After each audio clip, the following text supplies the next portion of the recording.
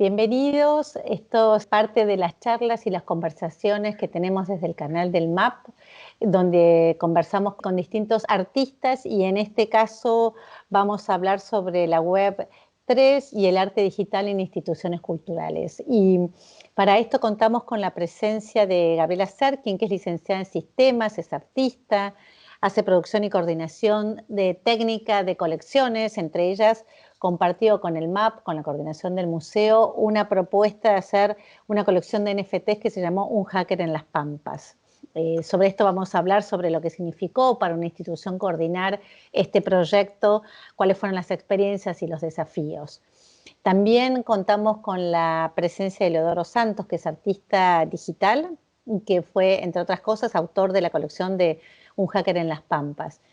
Y para cerrar y para completar este cuarteto, estamos con Víctor Renza, que está haciendo su PhD como en el Departamento de Comunicación y Cultura de la Escuela de Business en Noruega, donde trabaja y explora la intersección entre las artes y la tecnología, el impacto de las artes y la tecnología.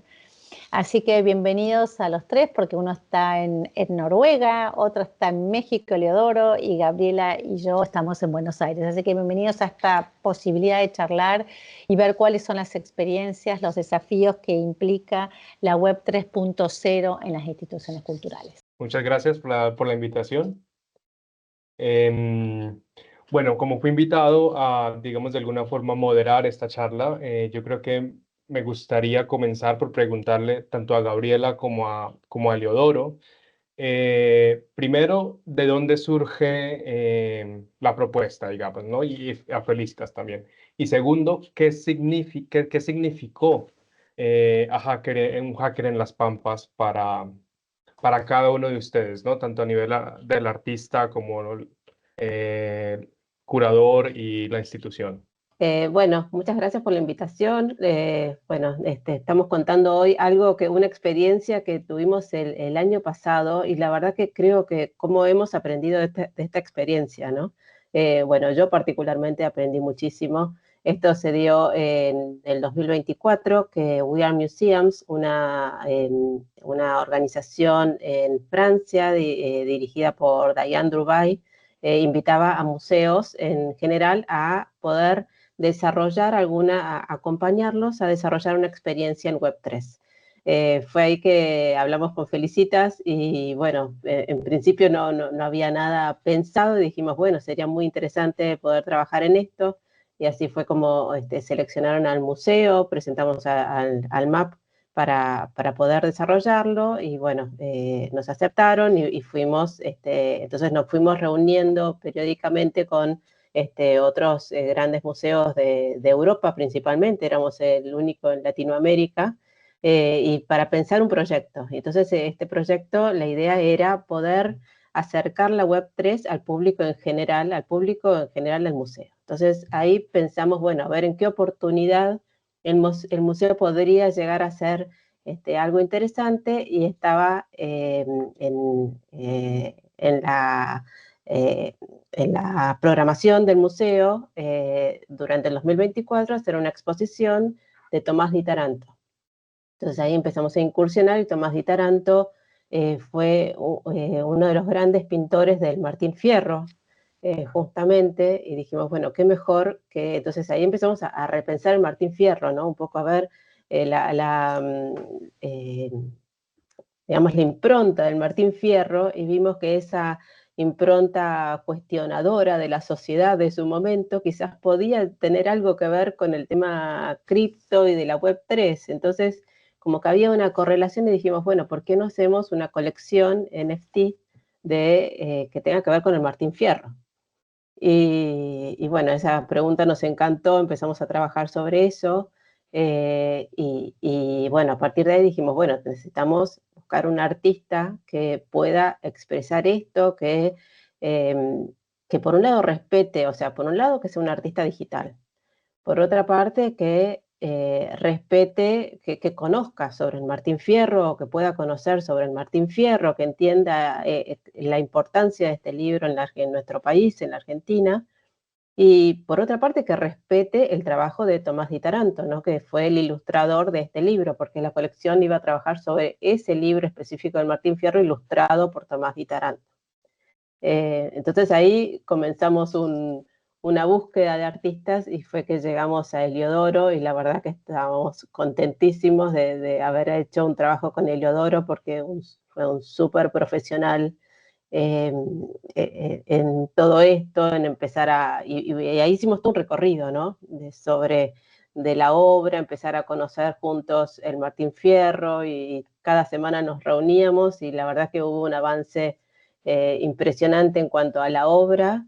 Se cumplieron todas las expectativas y muchísimo más, porque la verdad que la colección habla sobre Tomás Di Taranto, habla sobre el Martín Fierro y respeta la obra de Heliodoro, que es un gran artista. Entonces, bueno, después podemos seguir con la colección, pero bueno, eso principalmente fue el recorrido.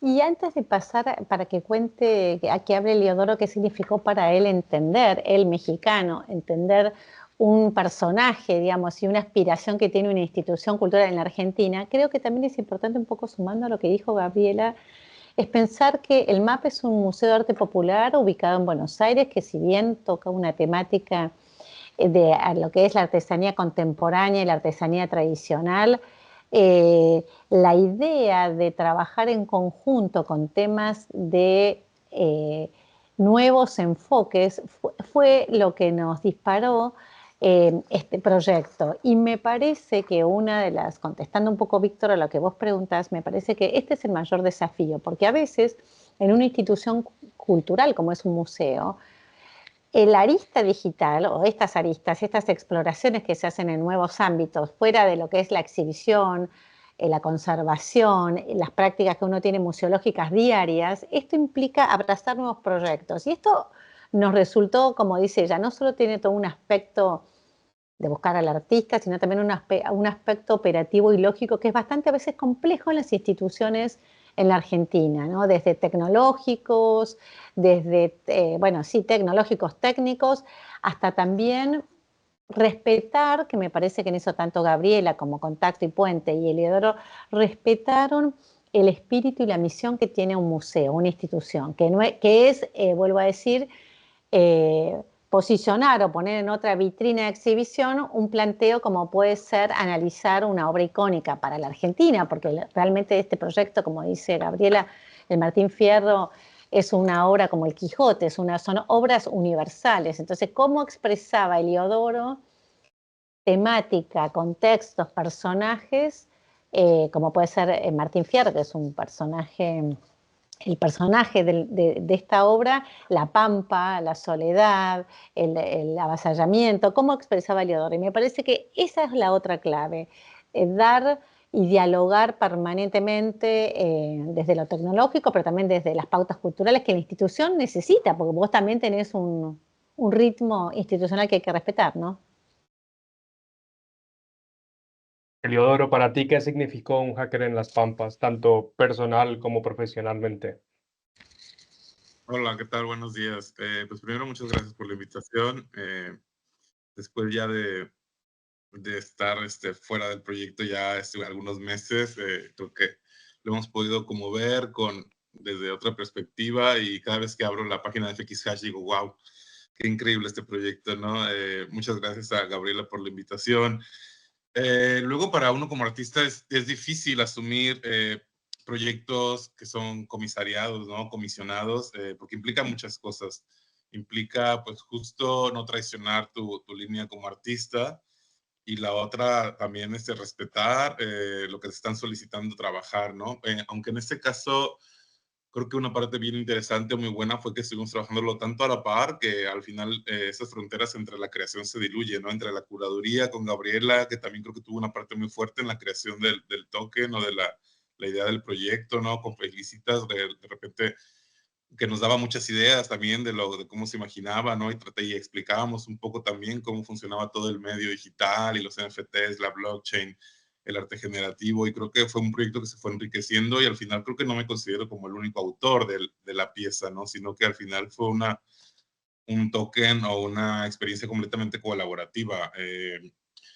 Y creo que lo más importante justo de hacer este tipo de trabajos es eso, ¿no? Como encontrar estos puntos y estos diálogos, y que sí fueron sesiones de cada semana, donde creo que si no lo hubiéramos hecho, no hubiéramos llegado a tan buen término, ¿no? No fue como decir, ah, hay este proyecto y hay que hacerlo y háganlo, ¿no? Y haz tu pieza y luego la vemos, ¿no? Entonces creo que eso fue lo que a mí se me hace más importante. Implicó un montón de aprendizaje desde lo técnico hasta, como lo comentan, entender a profundidad la literatura, ¿no? O el Martín Fierro, y conocer también las piezas de Di Taranto, ¿no? Como poder entenderlo a nivel más profundo de qué trataban esas ilustraciones y también a nivel textual. La parte técnica también fue muy compleja, ¿no? Siempre cuando hablamos de arte generativo, incluso en general cuando hablamos de arte y tecnología, sabemos que todo puede fallar, ¿no? Todo puede cambiar y todo puede caducar. Entonces era como, bueno, es un proyecto para tanto tiempo, pero vamos a ver cómo está la plataforma. Era lo primero que yo le decía a Gabriela. Hice un token hace un año y no sé en qué estado está FX Hash ahorita. Y eso es lo que me asustaba un poco más, ¿no? Que se pudiera hacer todo lo que teníamos en mente. Por suerte, el equipo de FX Hash fue increíblemente colaborador y maravilloso también para cualquier cosa, hasta al momento de lanzar el token y poderlo tener en vivo, que también fue otro reto. Es como, eran como muchas capas que tenían que funcionar, ¿no? Pero a mí eso me gusta, porque de alguna forma es como aprender cosas nuevas todo el tiempo, ¿no? Y creo que al hacer arte con tecnología es algo de lo que tienes que tener en mente siempre, ¿no? Que lo que aprendiste ayer ya no funciona hoy, ¿no? Y tienes que aprender cosas nuevas. Y creo que eso es bien, bien interesante. Y esta mezcla justo de lo antiguo, lo clásico, lo tradicional, con la tecnología y lo tan actual que es la blockchain, creo que fue una de las cosas que más me interesaron de este proyecto, y que además fuera convocado y lanzado por un museo de arte popular, para mí fue como, wow, estamos en otro nivel, ¿no? Que un museo de arte popular tenga esta apertura, porque lo esperaría a lo mejor de un museo de arte contemporáneo o de un museo de arte digital, ¿no? O una galería, pero que venga de un museo de arte popular para mí significó muchísimo, porque hay una apertura, ¿no? Y que ya quisiera que en México pasaran como estas cosas, ¿no? Que espero que en algún momento, o ya no, lo mejor, pero creo que eso fue uno de los retos y también como de las satisfacciones más grandes del proyecto. Hay aspectos técnicos que Elio empieza a mencionar aquí sobre los desafíos precisamente de traducir una obra tan importante, ¿no? A un ambiente digital y a un ambiente que hable precisamente de arte generativo y Web3. Yo creo que sería importante para quienes nos están viendo y escuchando poder hablar un poquitico sobre esos aspectos técnicos también, porque hablamos, por ejemplo, de FX Hash, pero FX Hash es una plataforma digital, ¿no? Una galería digital, por ejemplo. Entonces veo que hay una colaboración entre diferentes actores aquí. No sé si Gabriela eventualmente o Felicitas nos puedan explicar un poco ese proceso, que es un proceso más curatorial también, seguro, antes de entrar en otros temas que me parecen interesantes también. Yo lo que me gustaría comentar, bueno, lo escuchaba a Elio y digo, la verdad que nos hemos lanzado una aventura, porque visto hoy digo, wow, la verdad que fue espectacular todo el recorrido que hicimos, y fue realmente profesionales que aceptaron una aventura, porque cada paso que dábamos era un desafío, a ver cómo hacemos, por supuesto que de repente, qué sé yo, no funcionaba y después hacerlo funcionar y después ver las problemáticas que había. Y en cuanto a esa cuestión de esa unión de la tecnología con el arte, había como en distintas partes, ¿no? En primer lugar, desde el contenido, porque por ejemplo en un momento Elio dijo, bueno, voy a trabajar estas imágenes con inteligencia artificial, a ver que me dé de repente otras imágenes. Y esas pampas que estaban en las imágenes de Di Taranto nos daban una pampa que no era una pampa argentina, entonces la inteligencia artificial no daba otras imágenes totalmente diferentes que decíamos no podemos trabajar con esto. Entonces hubo que alimentarlo de diferentes maneras para lograr unas imágenes que tuvieran correlación con lo que estábamos queriendo comunicar. Y por otra parte, después, más hacia el final del trabajo, cuando dijimos, bueno, esto es arte generativo, ¿cómo vamos a trabajar ese algoritmo que genere esas imágenes diferentes?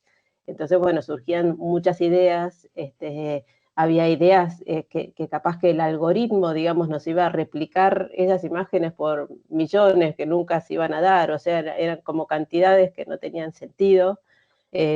Y después dijimos, bueno, ¿cuántas estrofas tiene el Martín Fierro? Entonces hubo que ir a revisar a ver cuántas estrofas hay en el Martín Fierro, en el libro 1, cuántas estrofas hay en el libro 2, y entonces dijimos, bueno, vamos a hacer un algoritmo que ninguna estrofa se repita. Entonces, cada edición es, cada NFT que se genera que es único. Entonces va a tener una única estrofa que no se va a repetir en nadie. Y bueno, después, bueno, trabajar con esas cuestiones que eran más a nivel de números y del algoritmo en sí, que quizás uno, no sé, hay quienes se relacionaban por la parte estética, quienes se relacionaban por el algoritmo, quienes se relacionaban por la parte generativa. Entonces es como un proyecto que tiene varias partes y que a cada uno le conversa desde su mirada, ¿no? Yo creo una cosa para sumar, Víctor, que parece dicho y parece obvio, pero además de toda esta parte técnica que realmente los chicos la sortearon bien, fue qué desafío también en el caso de nuestra institución, porque es cierto lo que dice Leodoro, para nosotros digamos, fue un desafío, porque es un museo que es muy precario todo su sostén, digamos, tecnológico, pero también la sensación que teníamos que un museo tiene que aceptar ese desafío cuando tenés un equipo que te sostiene, ¿no? Y eso creo que fue la clave, porque hablábamos mucho, conversamos entre los dos todas estas posibilidades que había, desde, como dice Gabriela, desde el contenido, porque no contamos, pero, digamos, pero el libro de Martín Fierro es escrito por José Hernández, escribió en 1870 y está escrito en versos y además con un lenguaje y con una digamos, es fácil para decirlo para los argentinos, pero por ahí para interpretar para Eleodoro o para vos, Víctor, que son mexicanos, es complejo. Entonces, a lo técnico había que sumar, como dice ella, desde y Tomás Di Taranto es un pintor que es un pintor del siglo XX, que falleció hace muy pocos años, entonces, que había que hacer ese mix. Pero creo que la clave de este círculo virtuoso, de este grupo, de este team virtuoso, fue hablar, la paciencia de Leodoro y de Gabriela, porque no, esta pampa no va, esta técnica no va, esto no refleja lo del autor, ni siquiera refleja lo de José Hernández. Entonces,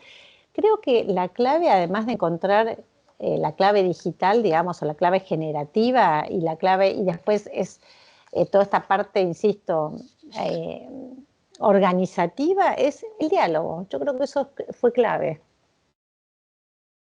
Y el humor, porque Eleodoro nunca perdió el humor, ni Gabriela, porque yo creo que en algún momento dije, porque fue presentar todos estos proyectos en puntos, que eso también se buscó y eso también lo charlamos, que generan impacto. Entonces, este proyecto, los NFTs se presentaron en la Noche de los Museos, que es un evento que van más de 5.000 personas en una noche. Entonces, el poder mintear y probar con el celular y que la gente entienda lo que fue en un evento que estalló de gente. Entonces, fue muy complicado también y muy interesante la respuesta, ¿no? Genial. Quiero recoger un poco sobre, ahondar en esa correlación que Gabriela y Elio han estado hablando sobre el Martín Fierro, que es una obra ya clásica, digamos, ¿no? No antiquísima, pero antigua, y esas nuevas tecnologías, ¿no? Y preguntar sobre precisamente el legado, ¿no? Que es, por un lado, el legado del Martín Fierro, el legado de José Hernández, el legado de las obras de Tomás Di Taranto. Y la pregunta en sí es, ¿de qué manera este proyecto se puede ver como la continuación o transformación de ese legado, ¿no? De ese legado de José Hernández y de Tomás Di Taranto con el Martín Fierro en una interpretación nueva con arte generativo? Elio puede empezar, por ejemplo. Ya. Sí, justo, pues creo que todo lo que encierra la obra del Martín Fierro, pues habla como de este paso del tiempo, ¿no? Del formato libro, luego la ilustración por un pintor siglo XX, y llevarlo ahora otra vez a este formato de arte generativo por un lado, y y que se almacenen en la blockchain, ¿no? Es como ir como refrescando, como ir releyendo más bien como el Martín Fierro, ¿no? E irlo poniendo en contextos distintos, ¿no? Si bien la ilustración también es o la pintura que hizo Di Taranto fue como esta nueva relectura del libro y ponerlo como de manera visual, ¿no? Ahora es llevarlo a otra forma de arte, digámoslo así, o otro output o otra salida, ¿no?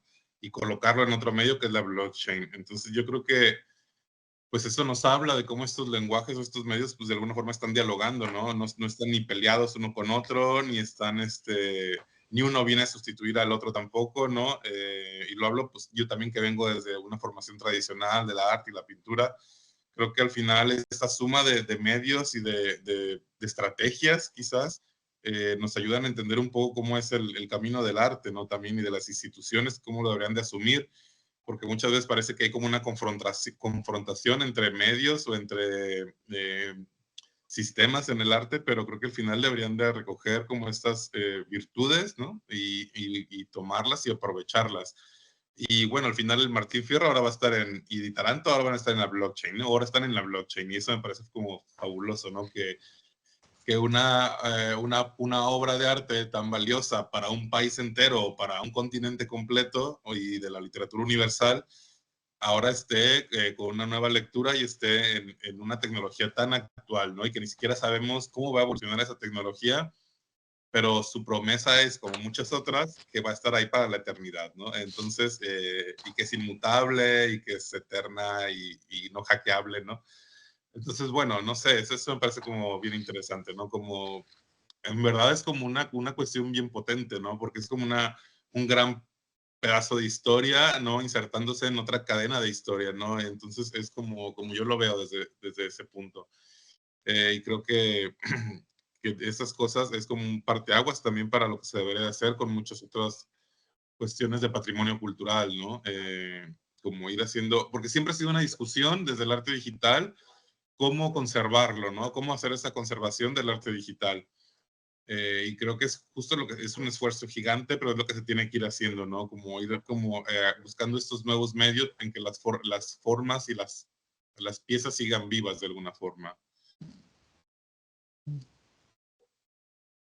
Bien, permíteme aportar que el proyecto me parece que también habla de la actualidad del mensaje del Martín Fierro, ¿no? Entonces nos trae a la actualidad ese mensaje que es actual, porque habla de la amistad, habla del cuestionamiento, de un espíritu crítico, y le pusimos de nombre hacker al Martín Fierro. Entonces me parece que eso también nos trae un poco a pensar la Web3, entonces que también era un poco el objetivo de este trabajo, ¿no? Poder acercar la Web3 al público en general, que la Web3 habla de ese espíritu hacker, no por un mal hacker, sino de cuestionamiento, ¿no? De no dar todo por aceptado, sino también de que la pregunta es lo principal.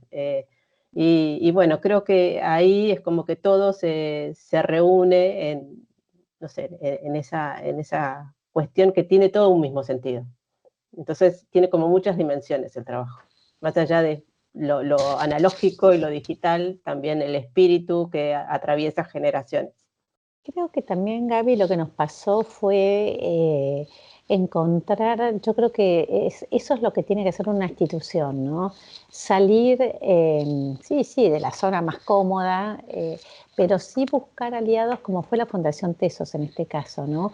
Que nos proponía un desafío distinto, ¿no? A Gabriela de hacer de puente, a Leodoro del desafío de entender otra problemática, y a nosotros como institución también, y a mí como coordinadora y directora de la institución, de entusiasmar a mis jefes, pero también a la vez a mi equipo, para que sepan también justamente que estas plataformas, como dijo también Eleodoro, son plataformas que se van quedando, que son plataformas que nos garantizan también y pueden servir para preservar las colecciones, entonces que hay que seguir trabajando y tener posibilidades de contar con apoyos de becas, de fundaciones, digamos, porque a veces lo que nos pasa a nosotros es eso, que es complejo, ¿no? Hacer esta alianza, que insisto, se se da también, no es siempre, es como los matrimonios, a veces machean y otras veces no, pero creo que el respeto que hubo acá, el no ser uno más que el otro, sino saber que la única clave acá es funcionar los tres en equipo, fue lo que me parece que dio resultado que esto funcionara bien en el caso nuestro, ¿no? Me llama mucho la atención esta discusión que se va encerrando, digamos, en ese aspecto colaborativo, ese aspecto de trabajar en equipo, ¿no? Diferentes actores. Y quería preguntar primero, ¿qué es lo más valioso que queda de esta experiencia de colaborar entre una institución que no es necesariamente una institución que se dedica al arte digital, la curaduría, el artista y otros actores que prestan ese apoyo, ¿no? Digamos, ¿qué cambia o qué queda de valor en este primer ejercicio en el MAP? Yo creo que en el caso nuestro fue pensar que todo suma, que uno tiene que estar como faro, como plataforma de experimentación, que a veces te puede ir bien, insisto, como los matrimonios, a veces te puede ir mal, pero nosotros no podemos no estar sumados al cambio, al movimiento, al ritmo, porque somos seres humanos, o por lo menos que creo que uno como funcionario en este caso tiene que hacerlo. Pero sobre todo me parece que una de las cosas que funcionó, y me parece que eso fue lo interesante de trabajar sobre todo con Heliodoro, porque Gabriela conoce el código y sabe quién fue Martín Fierro, fue pensar temáticas que lo que se llaman ahora locales, ¿no? Es una propuesta local, ¿no? Una temática, un sentimiento de un personaje que, vuelvo a decir, que en el siglo XIX ve que va cambiando su espacio, su territorio, su gente, su forma de vincularse con la naturaleza por el avance de la modernidad, digamos, del hombre blanco.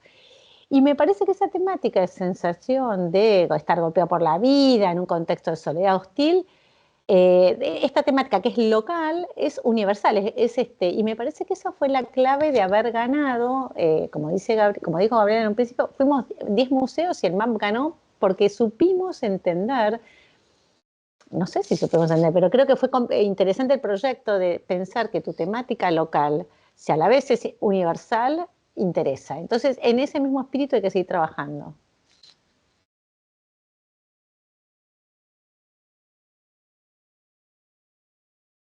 Elio, una pregunta que me queda a mí pensando es también ese proceso colaborativo con las audiencias, ¿no?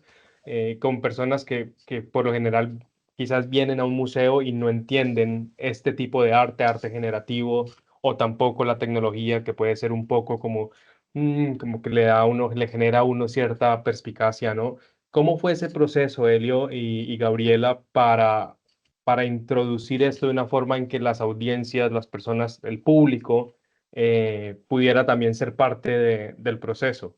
¿Y cuáles fueron los resultados? ¿Cuáles fueron, si escucharon eh, observaciones, o cómo fue recibido, mejor dicho, la obra? Sí, yo creo que ahí Gabriela fue la que puede comentar más porque es la que estuvo en vivo y en el sitio a la hora de hacer, en esos eventos que hubo en vivo y que se tuvo que acuñar el token ahí y que también requirió otro grado de complejidad de este proyecto, ¿no? Porque justo hay una barrera, como lo mencionas, ¿no? Creo que hay una barrera en automático cuando se habla de tecnología, y yo lo vivo todo el tiempo en la escuela, ¿no? Lo vivo en la escuela con estudiantes, lo vivo con los públicos, ese rechazo como ya por delante hacia, sobre todo cuando se dice NFTs o blockchain, hay un halo alrededor que te dice que es estafa, ¿no? Y que es fraude y que eso no, todas estas discusiones luego está la parte de la IA que también se relaciona con la tecnología y que dicen que no es arte, entonces como que hay muchas barreras ahí que hay que ir sorteando, ¿no?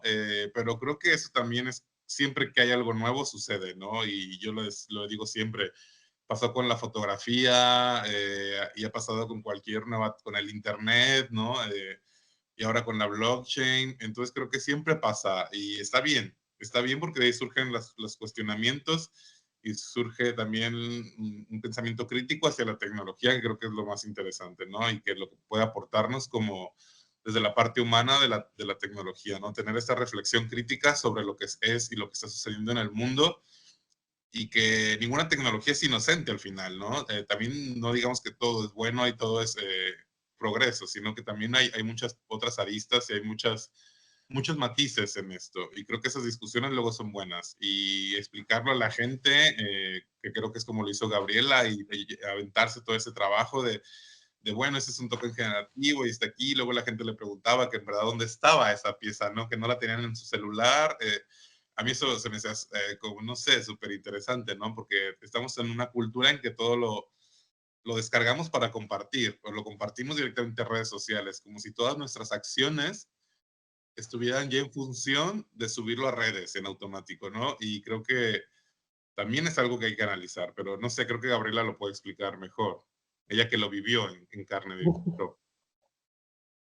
Sí, la verdad, bueno, ahí estoy compartiendo distintas partes, ¿no? Desde el momento que montamos la colección dentro de la muestra, fue como muy emocionante también. Cada vez que entraba alguien y, claro, una persona estaba visitando una muestra en un museo de arte popular, ¿no? ¿Y qué se iba a esperar encontrarse con una colección NFT? Entonces, había distintas personas, ¿no? Desde el que conocía un poco cripto, NFTs, o capaz que hasta tenía una billetera, quizás los menos, y quienes no tenían la menor idea de que existía ni la palabra NFT, ni cripto, ni nada, y qué es esto, entonces había que explicarle un poco.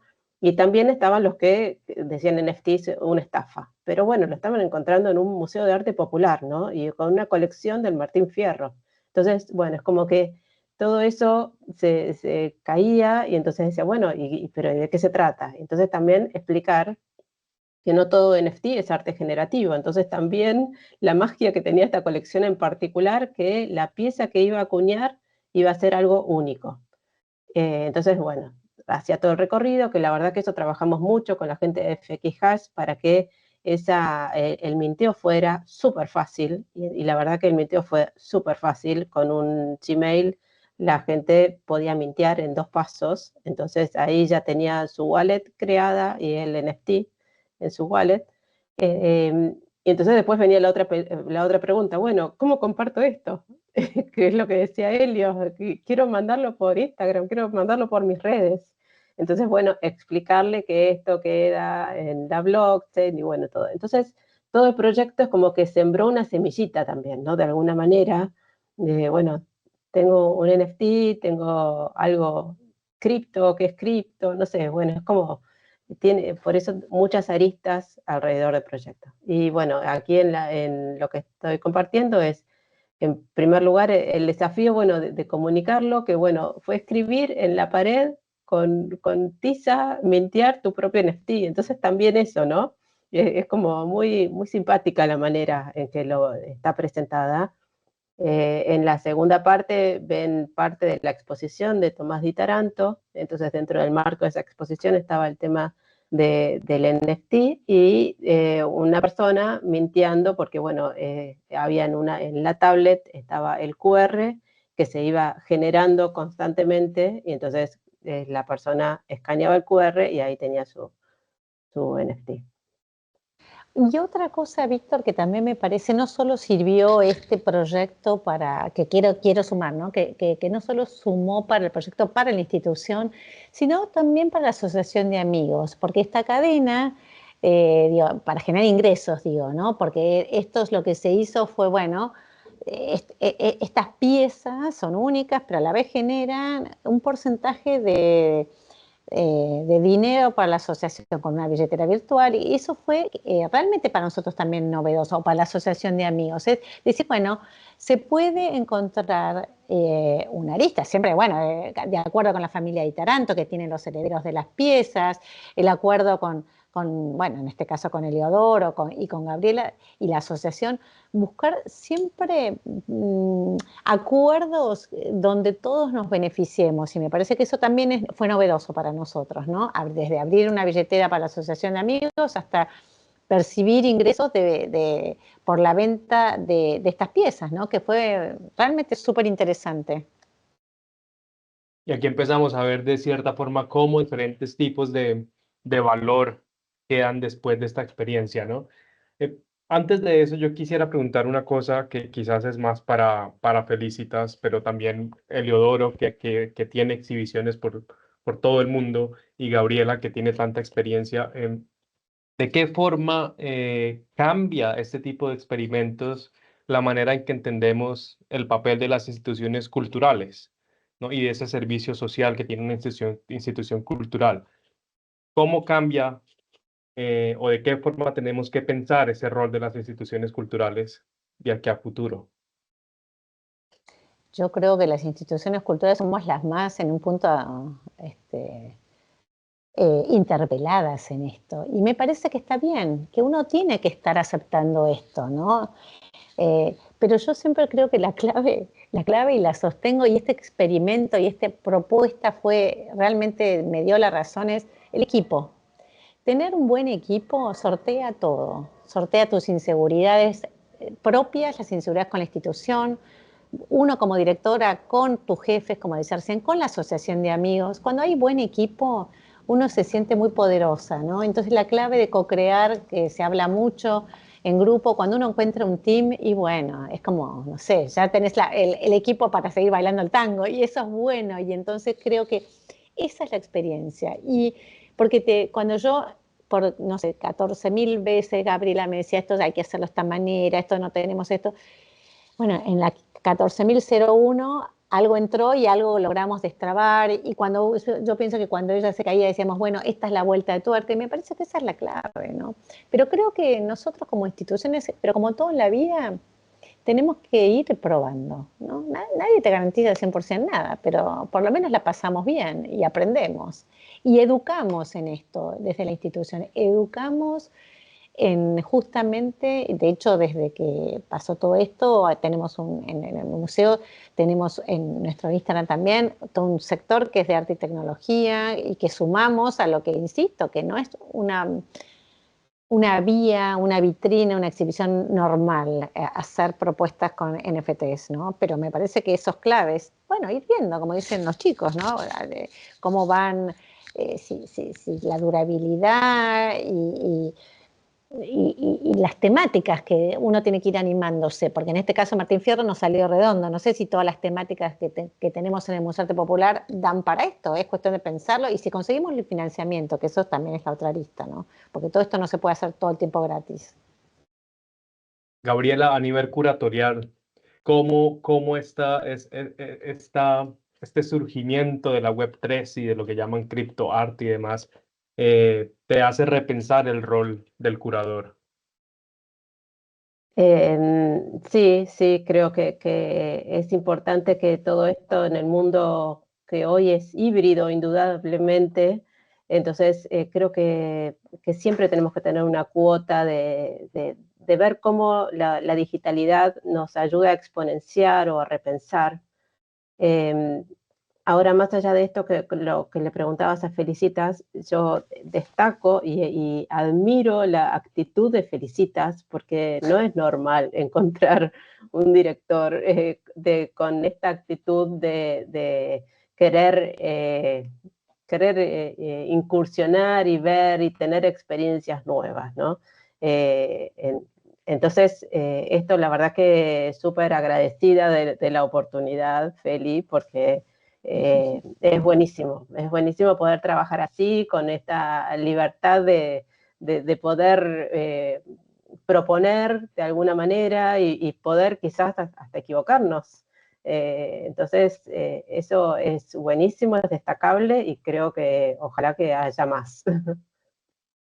Elio, a nivel del artista, ¿qué tan importante o qué importancia le das a que museos e instituciones culturales que no necesariamente se dedican a temas tecnológicos le abran las puertas a este nuevo tipo de arte? Tú que eres un artista que trabaja en ambos campos, ¿no? En el campo análogo, como decimos, artista educado digamos, en el arte, pero que también se transformó su forma de hacer arte, ¿no? Que hayan instituciones que le abran las puertas a este nuevo tipo de arte. ¿cómo lo interpretas tú? ¿Cómo lo recibes tú? Híjole, yo creo que sí es muy complejo de repente, porque justo lo que decía Gabriela es, no siempre nos encontramos a alguien como Felicitas que tenga la apertura, ¿no? A esto. Ay, chicos, me da vergüenza. No, porque yo sí lo he comentado de repente con personas cercanas que están dirigiendo algún museo y y es entendible, lo ven como algo muy complejo, ¿no? Y como, no, ahorita no quiero saber de esto, ¿no? Es como, ay, no.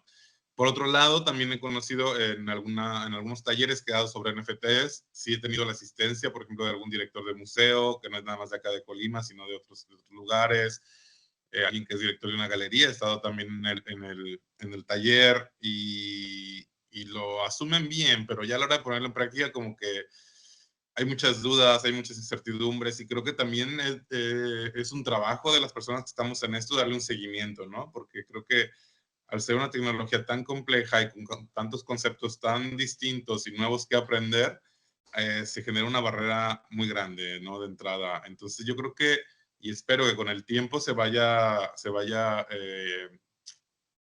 como asumiendo o incorporando en las prácticas, ¿no? Creo que ahora que estamos en este momento, donde ya pasó todo el hype y toda esta novedad, ¿no? Y tanta especulación, creo que puede empezar a llegar esta adopción de alguna forma. Pero también pensaba porque en días pasados coincidí en un evento con distintos curadores y con algunos artistas que no tienen nada que ver con este medio, ¿no?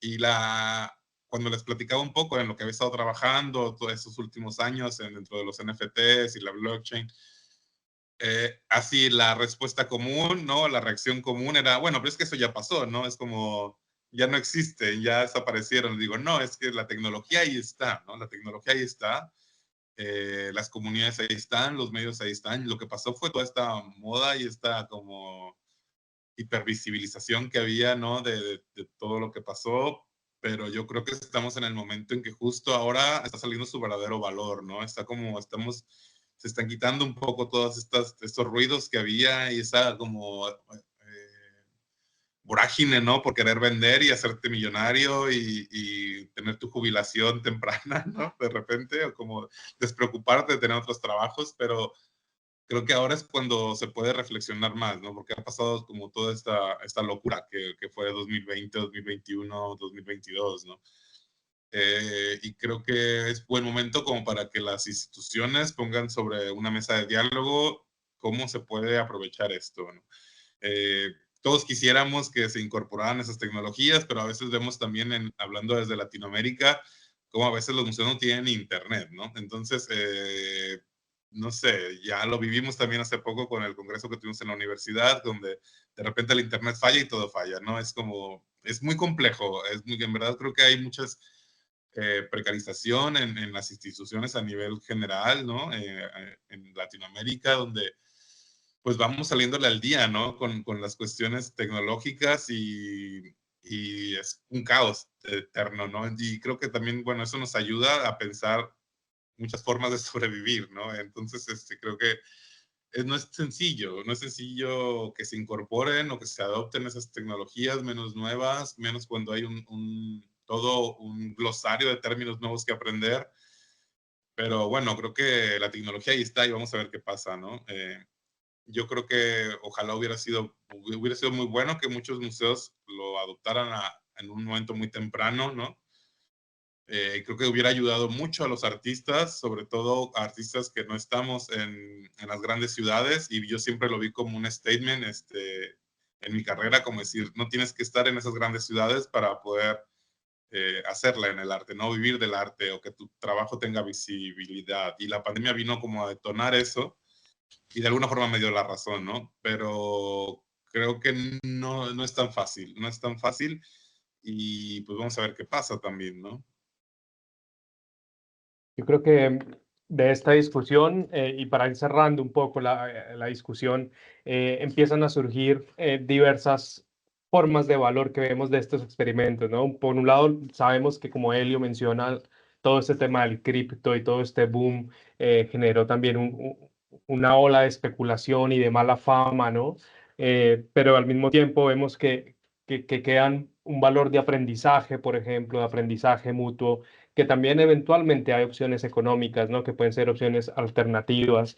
Y yo quiero hacerles una pregunta personal a cada uno de ustedes para cerrar esta charla y es, ¿qué lecciones quedan personalmente o qué es lo más valioso que les deja haber hecho esta obra en conjunto?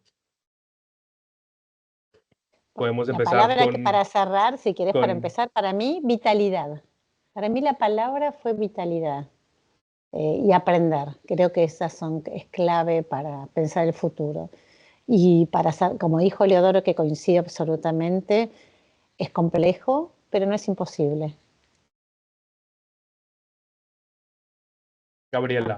En particular me queda la colaboración, ¿no? Me parece que el mundo hoy indudablemente es colaborativo, eso nos enriquece muchísimo y poder estar, eh, entregarse a esa colaboración, ¿no? Confiar y colaborar, me parece que podemos crear algo muchísimo más allá. Elio. Pues sí, que al final creo que en este punto de la historia ya todo es posible, ¿no? A nivel como de producción, colaboración, y estamos aquí ahora en 4 latitudes distintas, no, bueno, 3 latitudes distintas, hablando de un proyecto que se trabajó, no nos conocemos en persona, Gabriela, ni Felicitas, bueno, a Víctor sí, pero sí pudimos hacer un proyecto global, ¿no? Estando a distancia, que hablaba de una tecnología nueva, entonces yo creo que esto es una lección sobre cómo este mundo permite estas cosas ahora, ¿no? Y que ojalá más gente viera este potencial que tiene, ¿no? Y también la otra parte que no hay que negarla, ¿no? Porque luego parece que cuando se habla de dinero es como un tabú, ¿no? En el arte también. Y como también pues, puede ser un ingreso para las instituciones abordar esas tecnologías y también para los artistas, ¿no? Que cuántas veces no nos hemos quejado de que pues, no se generan ingresos, se trabaja ya gratis, los museos no tienen dinero, etcétera, ¿no? Y sigue siendo un tabú hablar luego de estas cosas, ¿no? Parece que es como algo sucio cuando se habla de dinero, ¿no? Y más si se habla en público y más si se habla relacionado con el arte. Entonces, bueno, creo que es como darnos cuenta de la magnitud y la potencia que tienen esas tecnologías para hacer ese tipo de proyectos a nivel global, estando desde tu localidad, ¿no? Desde puede ser el punto más remoto de la Tierra, ¿no? Y es posible hacerlo. Es posible y además, insisto con esto, no hay que tener miedo, hay que ser profesionales y creo que esa es otra de las palabras que se armó en este equipo. Colaboramos, trabajamos profesionalmente todos, aún en el equivocándonos, pero creo que la clave también es esa, ser profesional. Y no tener miedo, yo insisto, sí, ¿por qué no generar plata? Necesitamos plata para tener mejores redes, computadoras, pagar a técnicos, no todo puede ser gratuito. Lo gratuito, todo no nos sirve, todo pago tampoco nos sirve. Como decía el refrán, ni tan calvo ni dos pelucas. Me parece que es eso, ni un extremo ni el otro, ¿no? Yo creo que un hacker en las Pampas para, como reflexión, digamos, si estamos de acuerdo en esta charla, es un modelo muy interesante para que otros museos se animen, ¿no? Y artistas a explorar, por ejemplo, a reinterpretar esas obras clásicas de forma digital, pero también a buscar formas de conectar con otras audiencias, de expandir la creatividad, etcétera, ¿no? ¿Queda algo más por decir? ¿Alguna otra reflexión? ¿Cuándo es la Un placer. Sí, ya próxima exhibición extraño. entonces? ¿Eh? Ya extraño la experiencia que tuvimos el año pasado, porque ahora recordando todo dije, uy, qué bueno que estuvo. Bueno, la idea es presentarnos a distintas propuestas y proyectos desde mi parte y me parece que es eso, ¿no? Es desafiar a los públicos, desafiarse y hay que seguir. Yo creo que es esto que digo, ¿no? Hay que seguir, ¿no? Hay que... Y creo que así como uno se levanta el ánimo cuando está triste, cuando está con buena gente, estar con buena gente y artistas como ustedes fue súper interesante. Así que no hay que tener miedo.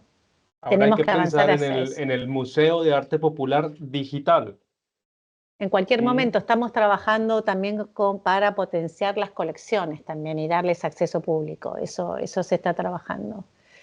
es más complejo porque son decisiones también políticas, pero sí se está trabajando. La idea es que la colección la puedas ver vos desde Noruega y disfrutarla tanto como Helio y una persona que esté viviendo en Tierra del Fuego, en el sur de la Argentina. Así que esa es la idea. Se tiene que ir hacia una democratización de la información y del patrimonio en distintas escalas, en distintos niveles, pero se tiene que ir acompañado con tecnología e información e investigación, ¿no? Además de la conservación de las piezas en sí, pero me parece que esos son...